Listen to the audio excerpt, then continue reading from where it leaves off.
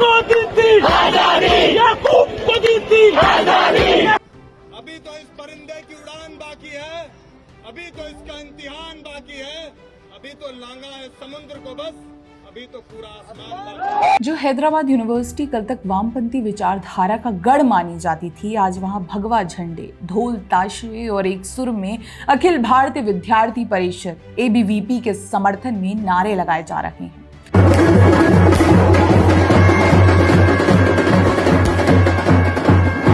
तो क्या ये राहुल गांधी के लिए शर्म की बात नहीं है कि देश की जिस जेनजी पॉपुलेशन को वो सड़कों पर प्रदर्शन के लिए उकसा रहे थे, वही जेनजी पॉपुलेशन राहुल गांधी की NSUI को बैक टू बैक हराकर बड़ा झटका दे रही है। तो चलिए विस्तार से आपको इसकी जानकारी देते हैं। नमस्कार, मैं हिमांशी, स्वागत है आप सभी का द पैम्फलेट में। दोस्तों, अखिल भारतीय विद्यार्थी परिषद ABVP ने हैदराबाद विश्वविद्यालय में छात्र संघ चुनावों में सभी 6 सीटों पर शानदार जीत हासिल की है। ABVP ने सभी प्रमुख पद अध्यक्ष, उपाध्यक्ष, महासचिव, संयुक्त सचिव, सांस्कृतिक सचिव और खेल सचिव जीतकर इतिहास रच दिया, जो बेहद ही खास है क्योंकि 7 साल बाद ABVP ने हैदराबाद विश्वविद्यालय में लेफ्ट समर्थित गठबंधन को हराकर ये उपलब्धि हासिल की।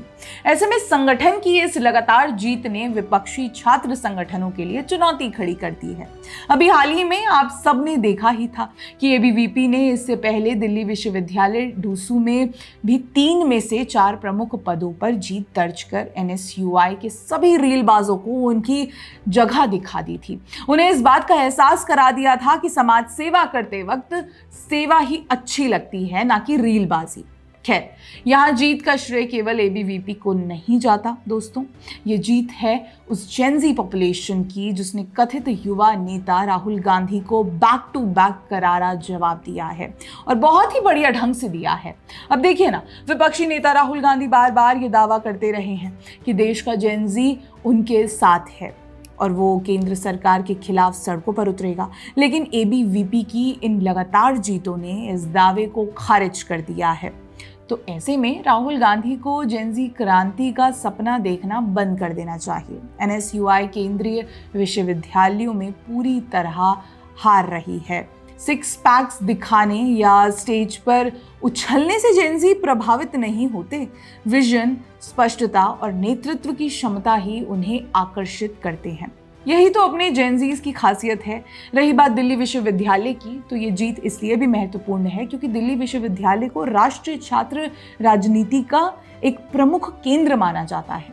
लेकिन उससे भी ज्यादा ऐतिहासिक जो हुआ वो था ABVP का इसी महीने पंजाब यूनिवर्सिटी में जीत हासिल करना।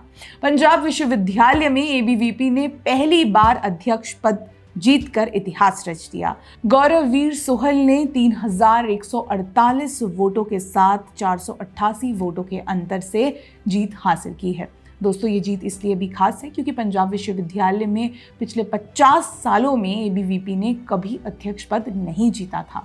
यानी इस एक ही महीने में जेनजीज ने ABVP को जिताने वाला एक नया ट्रेंड बनाकर ये साफ कर दिया है कि वो आलतू फालतू क्रांति नहीं चाहते, वो अखिल भारतीय विद्यार्थी परिषद को चाहते हैं, वो भगवे को चाहते हैं, वो मोदी सरकार को चाहते हैं।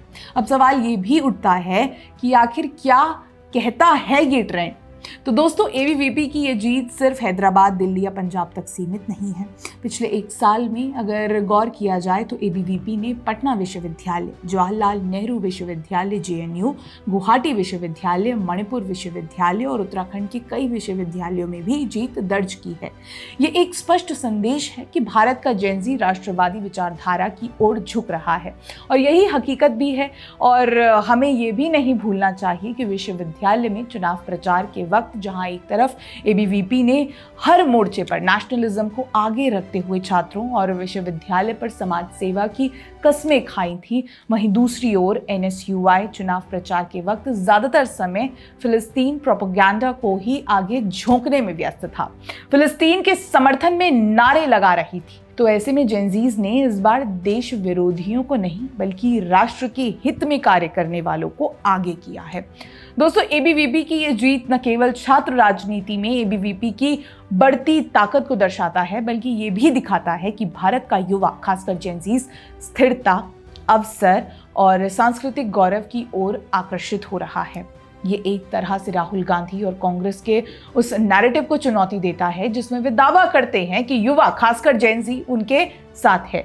जेनजीज ने अपने वोट के जरिए बता दिया है कि वो राष्ट्रवाद, विकास और मजबूत नेतृत्व के साथ हैं।